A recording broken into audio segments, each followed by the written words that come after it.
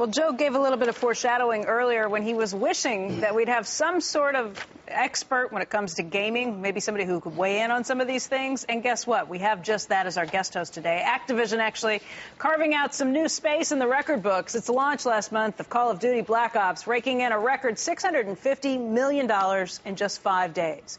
Joining us right now as our guest host this morning is Robert Kotick. He is the president and CEO of Activision Blizzard. He was also formerly on the board of Yahoo back from 2003 to 2008. And Bobby, we want to talk about what's going on with Black Ops. The Call of Duty Black Ops has been phenomenal, breaking just about every record that's ever been set when it comes to video games. Every record. Did you expect it? No. No, seriously? No, but we had a big success in Modern Warfare last year, and we thought it'd be hard to top that, but the enthusiasm for this game is the most we've ever seen. When you talk about $650 million in 5 days, that breaks even movie openings that come out and see these things. This you have is to people put who are willing... your pinky in your mouth when you say that. When I could be talking millions. Why make millions when you can make hundreds of thousands, right? What happened? Why did it catch off like this? And why didn't you expect that it could possibly be this big? I think the reason why it's been so successful is that it really it fulfills that fantasy, that very broad fantasy of unleashing your inner soldier. And it does it in a way that is very engaging, very high production value, but it's very social. And most people who are playing it with their friends over the internet, and they're doing it like they would a fantasy sport, so they're keeping track of, their play. And I think that because it has a very social component to it, that's what has made it so popular. The other thing is, in this economy, where you can go out and spend $60, but you can get thousands of hours of replayable gameplay, it's actually a good value on a cost per hour basis.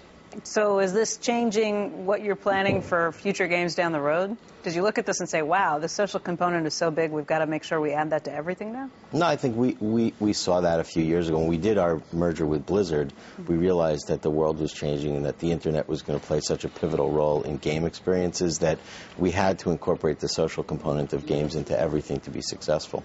This game in particular, though, is changing things. You guys have recently raised your guidance. Now, I believe you're saying for the full year, you're looking for 72 cents a share non-GAAP. Street's already at 76, and for the fourth quarter, you've said 47 cents non-GAAP. Street's looking for 50 cents. So is the Street getting ahead of itself, or are they looking at this game sales and thinking it's even better than you guys are letting on? You have to talk to the 30 analysts that cover the company. I'm not sure where they come up with their numbers all the time, but I think from our perspective, it's the biggest launch we've ever had. But you know what you still have between now and Christmas? From what I've heard, Black Friday was great. Cyber Monday, I think people were excited from a game perspective. But there's a long way between now and the end of the year. So you're not getting out in front of anything or being too overly optimistic, even though this got off to such a great start? Well, you've got hardware prices are still expensive. Unemployment at the rates that we're at today, which I think is causing people a lot of concern about where they're going to spend their capital. They're looking for good deals. You can see what happened on Black Friday. People were focused on the things that were adding the most value. And discounted. And hugely discounted.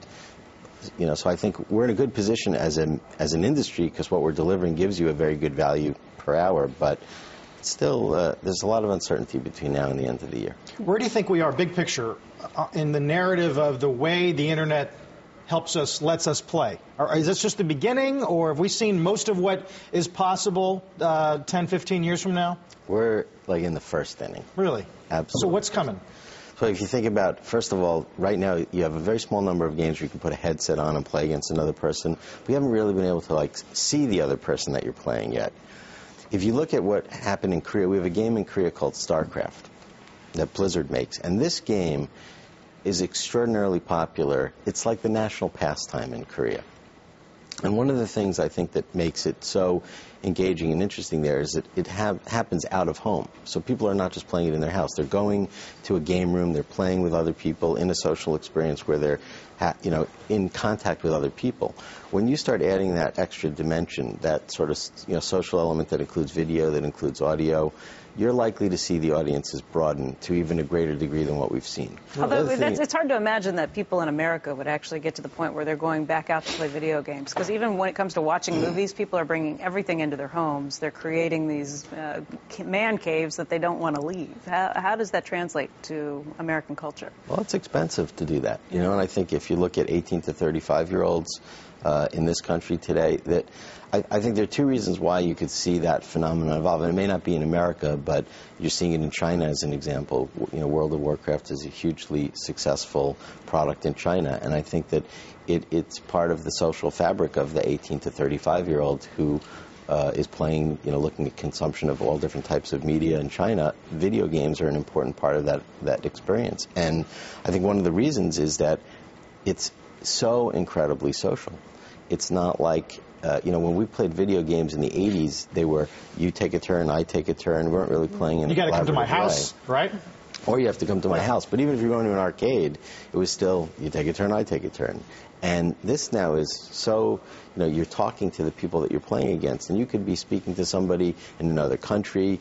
You can start, playing against people around the world. You can do it 24 hours a day, 7 days a week. And so I think that combined with, you talked a little bit about the Microsoft Kinect, but the physical part of video games, so having a Guitar Hero guitar or a Wiimote or being able to play with the Kinect. I was thinking about Kinect in 3D with Black Ops. You'd be like, there'll be someone coming at you and you'll have to do some karate.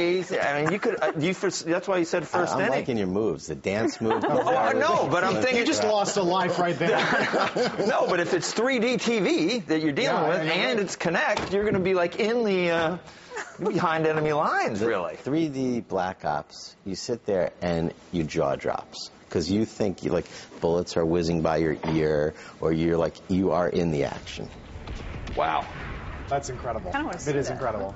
I mean, we got to talk more later on about the R&D and the designers and the engineers. And not to make light ever of the unemployment number, but once you spend the $60 and you got a lot of time, you're not at work. I mean, you might as well have it gives you something to do while you're looking. You should be looking for a job, probably. Right? You're waiting for a call.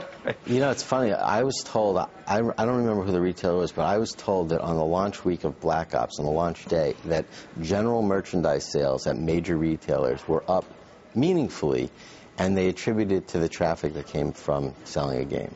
Well, I believe it. I mean, if you look at what happened with Rolling Stones, one of their tracks that you use in Black Ops is Gimme Shelter. Billboard's tracked it and said that their sales for that album rose from 2,000 a week to 11,000 a week just when this game came out. You dislodged a lot of the geeks from the man cave out into the world to spend money on other things, right? He's buying the Stones, I guess. Yeah. Right. It's incredible. It's actually out there.